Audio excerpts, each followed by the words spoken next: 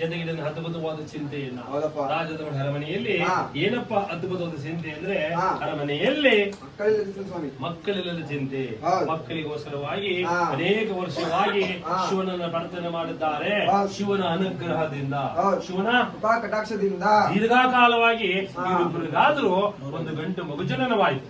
ನೋಡಿ, ಆ ಮಗುವೆ ಈ ರಾತ್ರಿ ಕಥಾನಾಯಕ ಈ ಮಗುವಿಗೆ ಚಂದ್ರಗುಪ್ತ ಎಂಬುದಾಗಿ ನಾಮಕರಣ ಮಾಡಬೇಕಾದ್ರೆ ಈ ಚಂದ್ರಗುಪ್ತ ಇವ ಇಲ್ಲಿ ಬೆಳೆಯುತ್ತಾ ಬೆಳೆಯುತ್ತಾ ಬೆಳೆಯುತ್ತಾ ಸಕಲ ವಿದ್ಯೆಗಳು ಶುಕ್ರಾಚಾರ್ಯ ಲೋಕಾಂಶ ಅಂದ್ರೆ ಈ ಪ್ರಪಂಚವನ್ನೇ ಬಲ್ಲವನು ಶುಕ್ರಾಚಾರ್ಯ.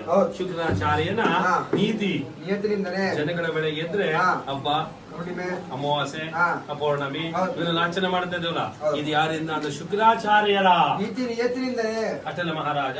ಕಲಿಗಾಲದಲ್ಲಿ ಮಾನವನಿಗೆ ಶುಕ್ರ ಸೇರ್ಬೇಕು.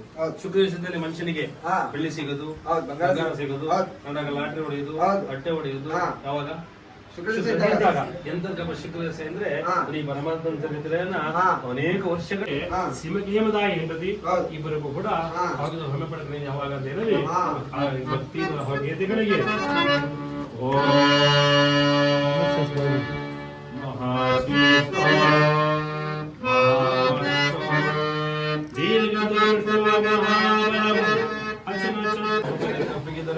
ಜಾತಿಯಲ್ಲಿ ಗಾಣಿಗರ ಜಾತಿ ಘೋಷಿಸಿದರೆ ಶನಿರಾಜ ಗಾಣಿಗರು ಅವನ ಕ್ಷತ್ರಿಯ ಗಾಣಿಗರ ಜಾತಿಗೆ ಹೋಲಿಸಿದ್ದಾರೆ. ಯಾಕೆಂದ್ರೆ ಗಾಣಿಗರು ರಸಭರಿತವಾದ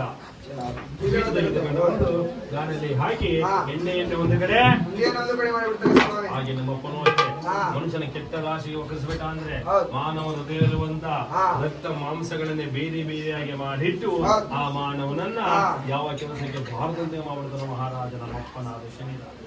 ಈ ಮಹಾನ್ ಸತ್ಯವು ಸಾಮಾನ್ಯನಲ್ಲ. ಹಿಂದಿನ ಮಾನವ ರಾಶಿ ಒಳಗಾಗಿ ಬಂದಿದ್ದೆ ಆದ್ರೆ ಮನುಷ್ಯ ಎಂದೂ ಬಯಸದ ತಿಳಿಯದ ಭಾಗ್ಯವನ್ನು ಕೊಟ್ಟು ಕಾಪಾಡಬಲ್ಲ ಕಾಪಾಡುತ್ತದೆ. ಯಾವಾಗಲೂ ವಿಕ್ರಮರಾಜನಾದವನು ದತ್ತ ಸಿಂಹಾಸನದಿಂದ ನಿಂತಲ್ಲಾದರ ಅವಗೇತಗಳಿಗೆ ಸಾಷ್ಟಾಂಗವನ್ನು ಸಲ್ಲಿಸಿದ್ದಾರೆ.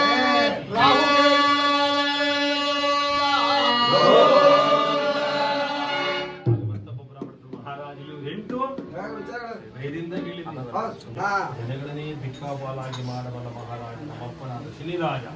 ಸಾಮಾನ್ಯನಲ್ಲ, ಕಾಶ್ಯಪ ಗೋತ್ರಕ್ಕೆ ಸೇರಿದವರು.